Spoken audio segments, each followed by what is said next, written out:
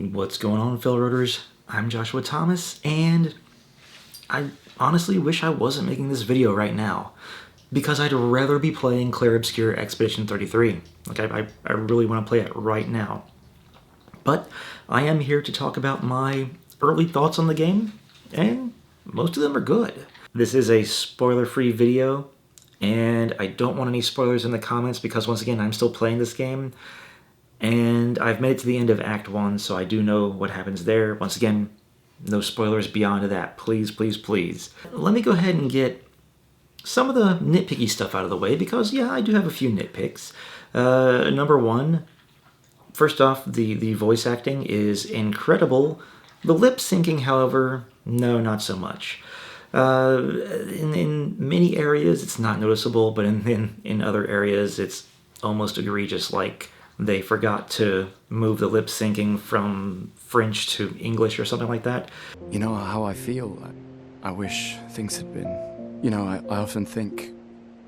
Another path, you know, another future. Still can't finish your sentences, can you? Yep, that hasn't changed. And look, I know that this is a small development team making their very first game, but if I'm gonna nitpick about this in a game like Final Fantasy, I'm gonna nitpick about it in a game like Clair Obscur. And I'm not gonna apologize for it, but I'm still gonna hold them to the same standard. The next thing is, some of the movements are a little janky. Now the camera, I think the camera so far is great. Other than that, they're a little bit of their movements are just kind of odd, or they glitch a little bit. Now, once again, this is just nitpicking.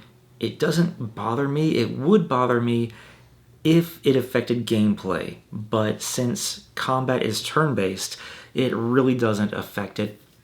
So it's really just one of those little minor annoyances when you're, say, running across the world map or running through one of the levels and you just encounter some odd movement. I don't know if I'll have any footage of it up here. I remember encountering it during the game, but I don't know if I'll have time to search for those instances where it does happen.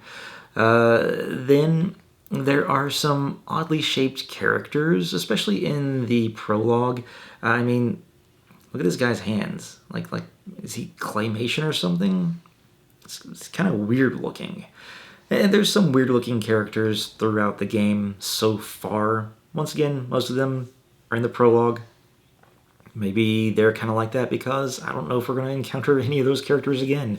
I don't know if we're going to see any more human characters other than those that have been announced and those who are going to accompany us on the expedition. Now, my other nitpick is something that when I was initially thinking of making this video, I was really going to harp on it, but then as I passed on from the first level, the Spring Meadows, that issue kind of went away, and the issue was timing for dodging and parrying in battle. Now, this game is centered around this sort of timed button pressing in combat, and when I first started playing, once again in the prologue, going through all the basically tutorials, it was okay. I knew that I was going to be kind of bad at dodging and parrying, but I got a little used to it. And then we went on to Act 1, and we started, I don't know what it was about the monsters that you encountered in the Spring Meadows, but I hated the timing on their attacks because I would always dodge early because they would do the wind up and then it would slow down and then just all of a sudden attack you. And that slowdown, I think, was meant to make it easier. And feel free to comment below if it did make it easy for you. For me, it made it way more difficult. And I was ready to break my controller there for a little while. Now, I did find that once I had gotten up to level 3 or 4, it started to get a little bit easier, but I was still missing a lot of even the dodges. Because of that first level, I was afraid to try and parry for a long time. I was just like, let me just focus on learning how to dodge. Anyway, you can call it a skill issue, but I didn't like that. And that was pretty much it, because now I thoroughly enjoy the combat system.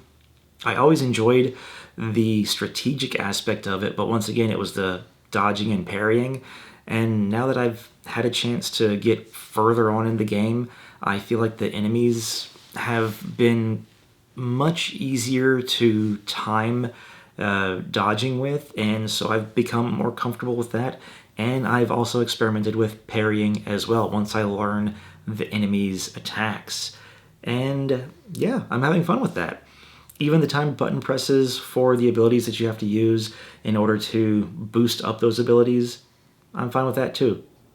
So combat system, so far, a lot of fun. The world map, I think it's a neat implementation of the world map, even though it can lead to a bit of a padding issue, because you can run around on this thing for a long time not doing anything, just trying to get from point A to point B.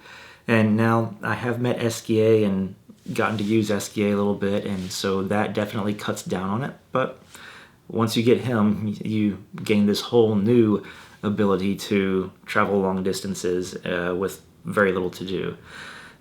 So that is the downside of a world map, but I can safely say that in terms of having a world map to connect various areas of the game, I think they did a good job. I think this is a nice implementation of a world map. They did give us things to do, even though perhaps there could have been more or just less distance between places. And I think the world map looks absolutely stunning too. The different vistas and views that you get in the even close up and in the distance, something incredible. And I think that just goes to the world building in general and the design of the world in general as well. Speaking of the design of the world, once you get to the main continent, it's absolutely incredible. It's stunning. I describe it as hauntingly beautiful.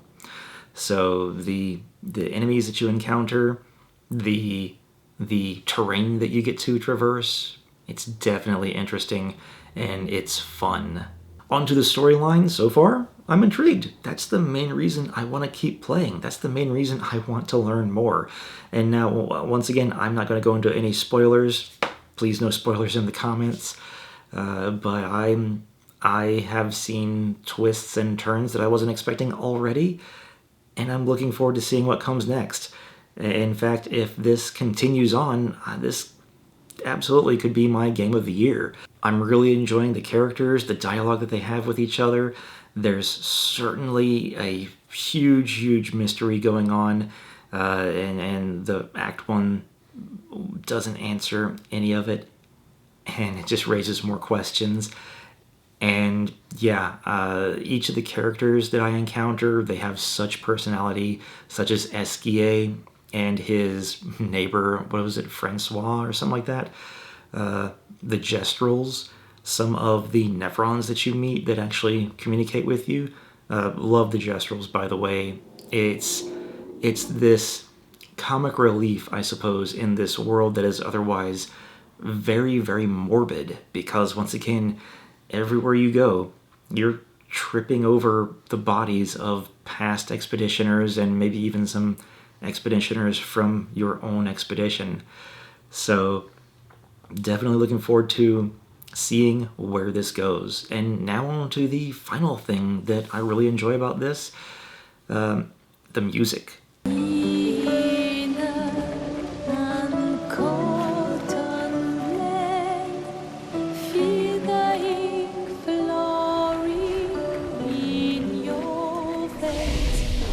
The music absolutely delivers. I would describe this as being second only to Final Fantasy music, and I mean like the best Final Fantasies, like Final Fantasy VII Rebirth, Final Fantasy XVI, those games. It's second only to that, but this is such a nice new sound from a new developer. They absolutely nailed it. I mean, there are so many times while playing this game where I just was like, whoa, what are my ears hearing right now? This is incredible. I mean, take a listen for yourself. Here are some of my favorites that just kind of made me pause and say, I gotta listen to this for a second.